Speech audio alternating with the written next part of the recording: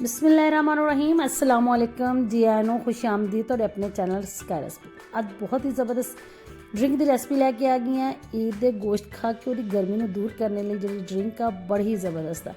ਬਣਾ ਲੈਂਦੇ ਹਾਂ। ਸਭ ਤੋਂ ਪਹਿਲੇ ਜੀ ਤੁਸੀਂ ਪੁਦੀਨਾ ਲੈ ਲੈਣਾ ਦੇਸੀ ਵਾਲਾ। ਕੋਸ਼ਿਸ਼ ਕਰਿਓ ਤੁਹਾਡੇ ਕੋਲ ਦੇਸੀ ਪੁਦੀਨਾ ਹੋਵੇ ਤਾਂ ਟੇਸਟ ਇੱਕ ਅਲੱਗ ਹੀ ਹੁੰਦਾ।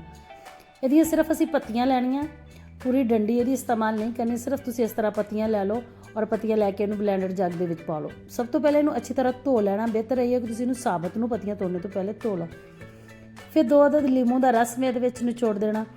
ਔਰ ਬਹੁਤ ਜ਼ਬਰਦਸਤ ਜਿਹਨੂੰ ਇਹ ਤਜ਼ਾਬੀਅਤ ਹੋ ਰਹੀ ਆ ਜਾਂ ਗਰਮੀ ਮਹਿਸੂਸ ਹੋ ਰਹੀ ਆ, ਮੈਦੇ ਦੇ ਵਿੱਚ ਹੀਟ ਮਹਿਸੂਸ ਹੋ ਰਹੀ ਆ, ਅਗਰ ਉਹ ਇਹਦਾ 2 ਗਿਲਾਸ ਪੀ ਲੇਗਾ ਨਾ ਤਾਂ ਉਹਨੂੰ ਵਾਜ਼ਿਆ ਫ਼ਰਕ ਪਤਾ ਚੱਲੇਗਾ ਕਿ ਕਿੰਨਾ ਹੀ ਜ਼ਬਰਦਸਤ ਉਹਦੀ ਤਬੀਅਤ ਜਿਹੜੀ ਨਾ ਹੋ ਗਈ ਆ।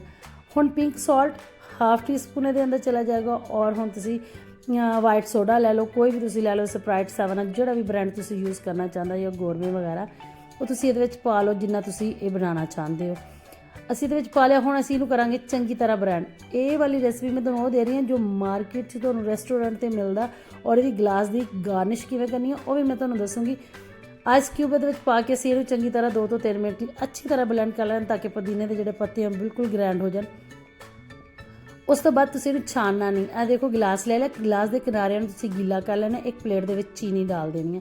ਔਰ ਇਸ ਤਰ੍ਹਾਂ ਅਗਰ ਤੁਸੀਂ ਗਲਾਸ ਨੂੰ ਉਲਟਾ ਕਰਕੇ ਇਹਨੂੰ ਇਹਦੇ ਘੁਮਾਓਗੇ ਤਾਂ ਸਾਰੇ ਕਿਨਾਰਿਆਂ ਦੇ ਉੱਤੇ ਚੀਨੀ ਲੱਗ ਜਾਏਗੀ। ਖੂਬਸੂਰਤ ਬਿਹਤਰੀਨ ਲੁੱਕ ਲਈ ਜਿਵੇਂ ਤੁਹਾਨੂੰ ਰੈਸਟੋਰੈਂਟ ਮਿਲਦਾ ਉਸ ਤਰ੍ਹਾਂ ਦੇ ਸੇਮ ਆ ਗਿਆ। ਹੁਣ ਅਸੀਂ ਆਪਣੀ ਇਹਦੇ ਵਿੱਚ ਡਰਿੰਕ ਜਿਹੜੀ ਤਿਆਰ ਕੀਤੀ ਇਹਦੇ ਵਿੱਚ ਡਾਲ ਦਾਂਗੇ।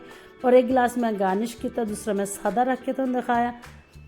ਹੁਣ ਨਾਲੇ ਅਸੀਂ ਇਹਨੂੰ ਲੈਮਨ ਅਤੇ ਪੁਦੀਨੇ ਦੇ ਪੱਤਿਆਂ ਨਾਲ ਗਾਰਨਿਸ਼ ਕਰ ਦਾਂਗੇ। ਜ਼ਬਰਦਸਤ ਜੀ ਸਾਡੀ ਡਰਿੰਕ ਤਿਆਰ ਹੋ ਗਈ ਆ। ਔਰ ਇੰਨੀ ਫਾਇਦੇਮੰਦ ਆ ਪੁਦੀਨਾ ਔਰ ਲੈਮਨ ਦਾ ਤਾਂ ਤੁਸੀਂ ਫਾਇਦੇ ਅਗਰ ਗੂਗਲ ਕਰੋਗੇ ਤਾਂ ਤੁਹਾਨੂੰ ਪਤਾ ਲੱਗ ਜਾਏਗਾ। ਇਹਦੇ ਨਾਲ ਹੀ ਆਪਣਾ ਰੱਖੋ ਖਿਆਲ। ਮੈਨੂੰ ਦੇਵੇ ਇਜਾਜ਼ਤ। ਅੱਲਾ ਸੁਣਨੇ ਦੇ ਹਵਾਲੇ।